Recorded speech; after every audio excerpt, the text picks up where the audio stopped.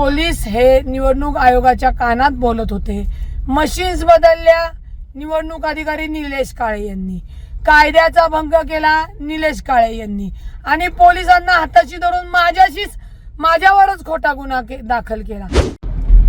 कसबा विश्रामबाग क्षेत्रीय कार्यालयाचे निवडणूक अधिकारी श्री निलेश काळे यांनी पोलिसाला हाताशी धरून माझ्यावर बोगस खोटा गुन्हा दाखल केला।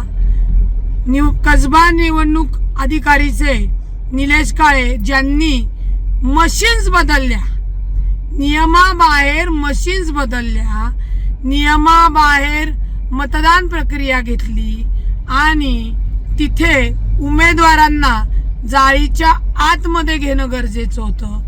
ते न घेता उमेदवारांना जाळीच्या बाहेर का ठेवण्यात आलं?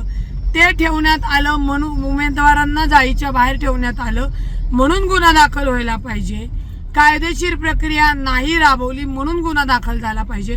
परंतु कसबा विश्रामबाग क्षेत्रीय कार्यालयाचे निवडणूक अधिकारी निलेश काळे यांनी पोलिसांना हाताशी धरून माझ्यावर खोटा बोगस गुन्हा दाखल केलेला आहे। मी त्या गुन्ह्याला, अशा खोट्या बोगस गुन्ह्यांना घाबरत नाही। पोलिसांना विनंती आहे, तुम्ही कधी कायदा सुव्यवस्था राखणार आहात का? खरे गुन्हे तत्परीने दाखल करणार आहात का? आणि ते लवकर केले पाहिजेत। असो, माझ्यावर जरी खोटा गुन्हा दाखल केला असेल तरी या खोट्या गुन्ह्यांना मी भीक घालत नाही।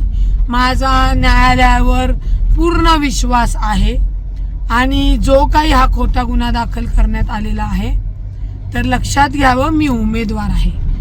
माझ्या हक्कापासून, न्यायापासून मला पोलीस किंवा निवडणूक अधिकाऱ्याचे निलेश काळे लांब ठेवू शकत नाही।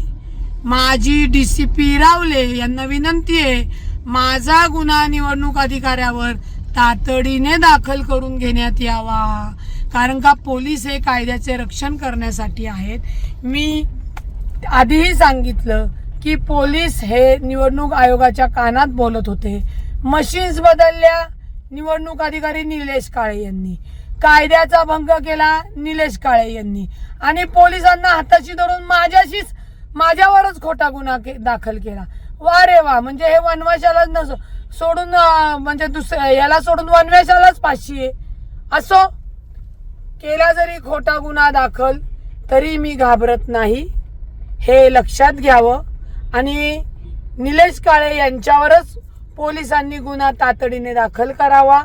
एक, परस्पर EVM मशीन्स बदलल्या, त्याला नियमावली आहे, ते कुठल्याही नियमाचं पालन केलं नाही, आणि उमेदवारांना जाळीच्या आतमध्ये घेतलं नाही, कारण का कुठेतरी त्यांना या प्रक्रियेमध्ये भ्रष्टाचार, मशीन्स बदलण्याच्या आणि समोरच्या उमेदवाराला जिंकून देण्याचं त्यांचं षडयंत्र होतं आणि ते त्यांनी केलेलं आहे। याच्यात मेहरबान हायकोर्टामध्ये सुद्धा याचिका दाखल केलेली आहे। लवकरच याचिकेसह तुमच्या समोर येईल। महाराष्ट्रातील सर्व बातम्यांचे विश्वासार्ह व्यासपीठ, सकाळच्या सर्व सोशल मीडिया प्लॅटफॉर्मला लाईक, फॉलो आणि सबस्क्राईब करा। तसंच सर्व नोटिफिकेशनसाठी बेल आयकॉन प्रेस करायला विसरू नका।